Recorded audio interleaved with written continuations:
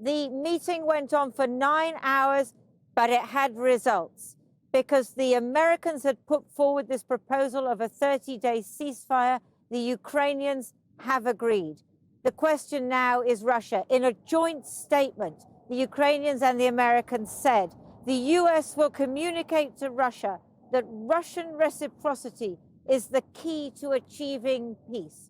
So the U.S. Secretary of State, Marco Rubio, within the last half hour, has made it clear that the ball is in Moscow's court. The best goodwill gesture the Russians can provide is to say yes to the offer that the Ukrainians have made to stop the shooting, to stop the fighting, and get to the table. Now, shortly after that, President Zelenskyy went onto Ukrainian television, and we will bring you that clip when we can. He did the necessary. He thanked President Trump, and he said it was now up to the Americans to convince the Russians. Now, there are other issues as well. The suspension of military aid from the Americans to Ukraine and intelligence sharing, that has now been restored. That is very important to the Ukrainians. The minerals deal, the question of whether the Europeans will be present at any potential peace talks, that is left on the side but mentioned. Another issue that was mentioned is prisoners of war.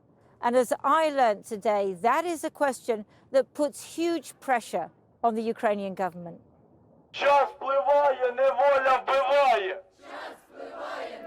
Diplomats may talk of deals, but there's one concession the families and comrades of Ukrainian prisoners of war will never make.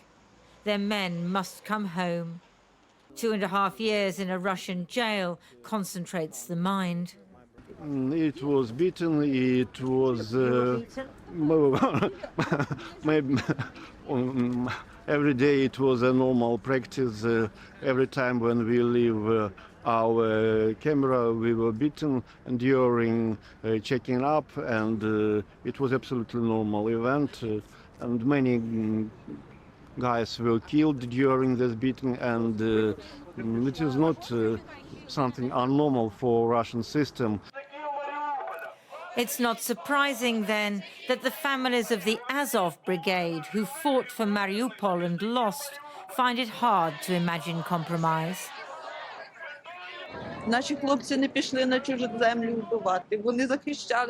Our guys didn't go to a foreign land to kill. They protected us, parents, children. They didn't go anywhere. They defended themselves, and many guys died. It's impossible to surrender the territories for which our guys gave their lives. No. There has to be a negotiation, doesn't there? It's impossible, unfortunately. It looks like if negotiations will be with Hitler or any other dictator. Americans didn't make any negotiations with Saddam Hussein, with any other dictators. Such voices are echoing in the heads of the Ukrainian delegation 2,000 miles away in Jeddah, even as they sit down with the Americans, who have already said that Ukraine must accept that Russia will keep much, if not all, the territory it has seized.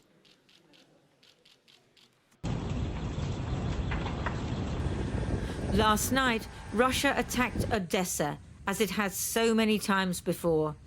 Ukraine has suggested an agreement to end all long-range strikes, because that's how Russia causes the most damage to Ukrainian civilians and infrastructure.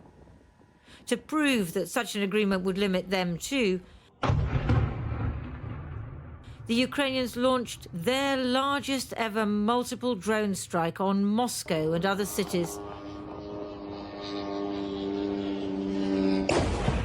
killing 3 people, closing several airports, and demonstrating an ability to attack deep into Russia. The Investigative Committee of Russia has initiated a criminal case on the charge of terrorism in connection with the massive attacks on the Moscow region by Ukrainian unmanned aerial vehicles, which resulted in casualties and injuries.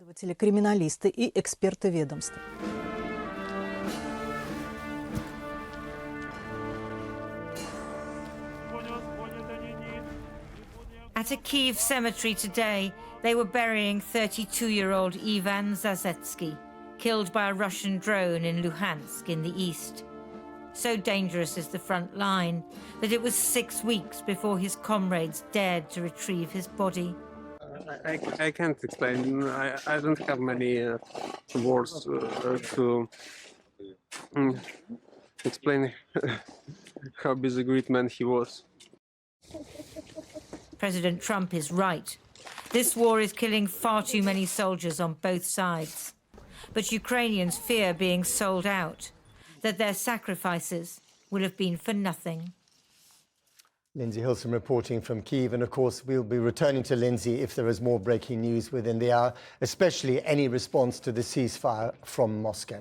Well, before news of the breakthrough, I spoke to Jeremy Hunt, Foreign Secretary during Trump's first term, and started by asking him whether he thought that something could come out of the peace talks that could please everyone and guarantees Ukraine's sovereignty.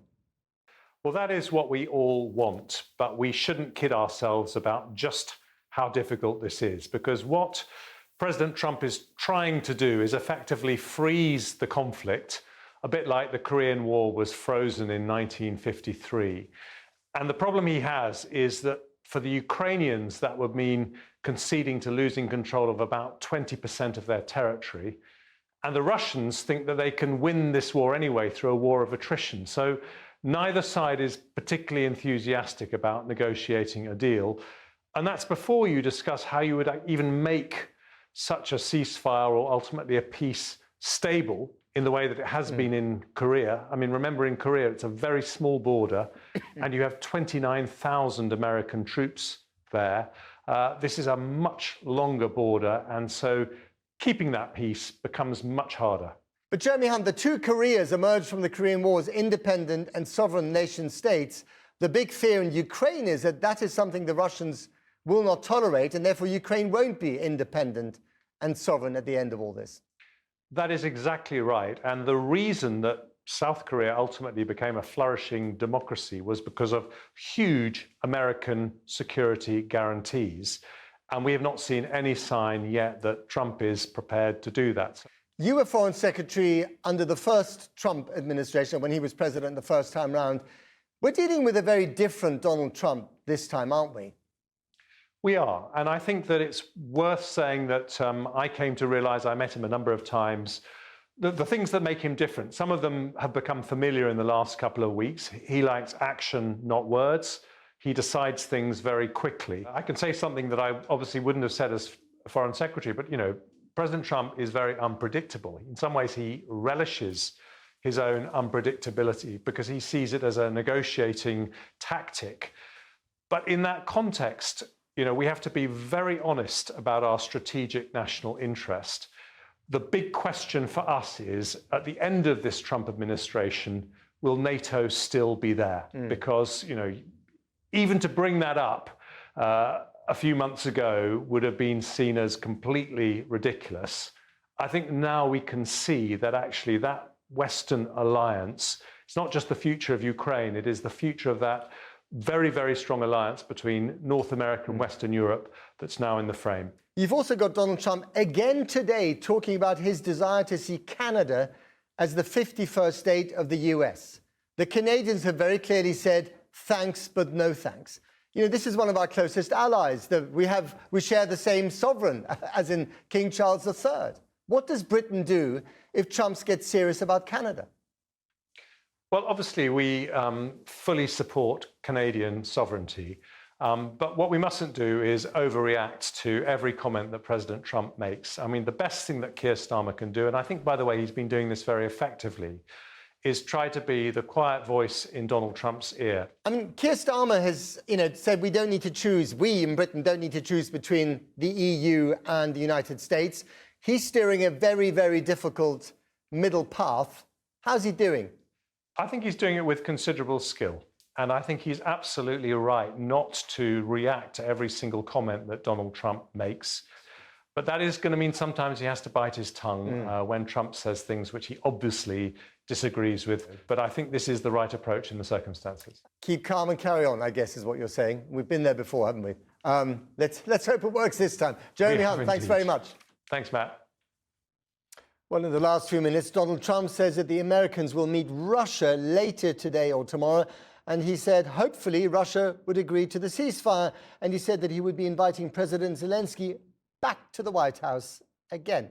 Well, also before the breaking news from Jeddah, I spoke to retired General Ben Hodges, who served as commander of US forces in Europe. He is a staunch supporter of Ukraine. So I began by asking him for his reaction to the Trump administration's actions before today in the last few weeks towards Ukraine.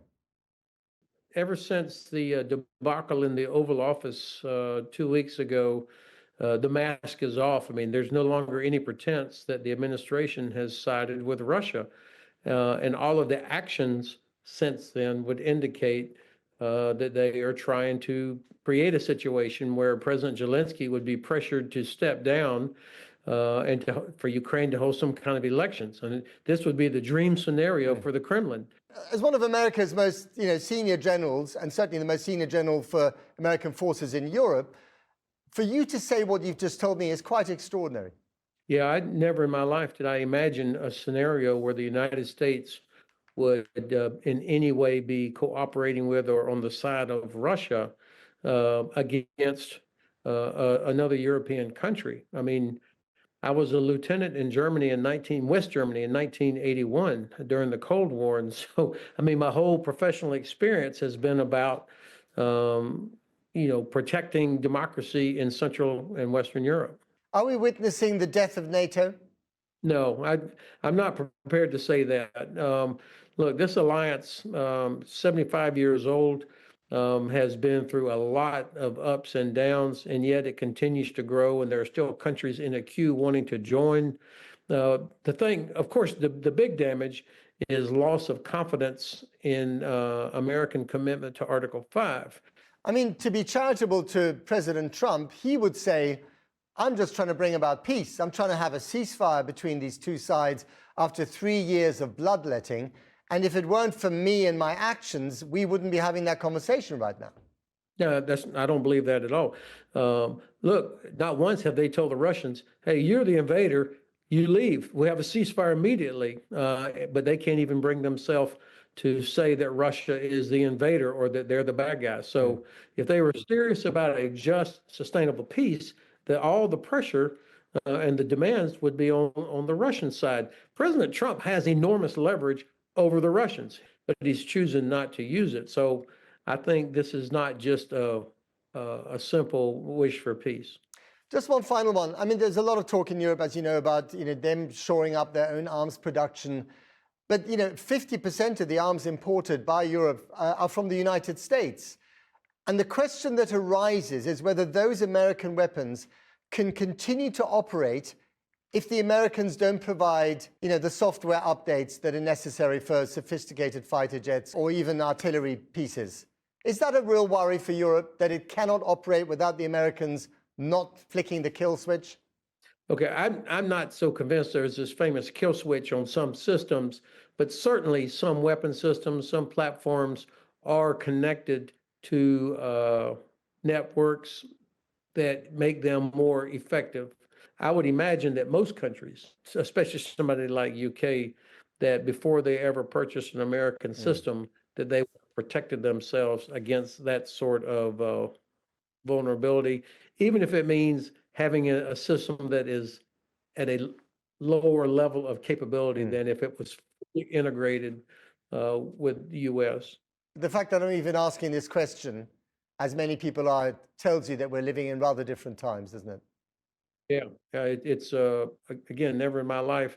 And, we're throwing away 80 years of hard work with like-minded countries like UK that value democracy and human rights. And I think we're going to regret this. It'll take a long time to recover from this. General Ben Hodges, thank you very much indeed. Thanks for the privilege, Matt.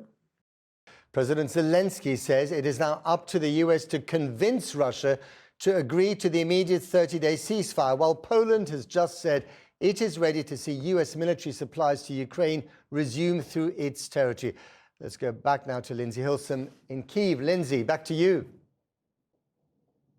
And Matt, in the last few moments, President Trump in Washington has been asked, would you invite President Zelenskyy back to the White House? He said, sure, of course. So it looks like things are moving and changing. President Zelenskyy just spoke on Ukrainian television. This is what he had to say. I would like to thank President Trump for the constructive nature of the dialogue between our teams. And today, during the discussion, there was a proposal specifically from the American side to immediately take the first step beyond that and try to establish a complete ceasefire for 30 days. Not only with regards to missiles, drones and bombs, not only in the Black Sea, but also along the entire front line. Ukraine accepts this proposal. We consider it positive. We are ready to take this step. And the United States of America needs to convince Russia to do so. So the question is, can the United States convince Russia? It's hard to see that Russia will think that this is in their interests at the moment. But the question is, do they have much choice? Because both the Ukrainians and the Russians know that they need to get on the right side of Donald Trump. And that is what is so strange about this negotiation. It is not between Ukraine and Russia. It's between Ukraine and the United States and between Russia and the United States, very specifically with President Trump. Now, if there were a ceasefire, the Ukrainian foreign minister has made clear that that would not mean that it was a frozen conflict. In other words, that's not the end of the story. And I think that is one of the most important things. A ceasefire can be a prelude to proper peace negotiations. That is a much more complicated thing. That could take a very long time. It's not clear whether President Trump really understands that. This is just a first step. There is a long way to go.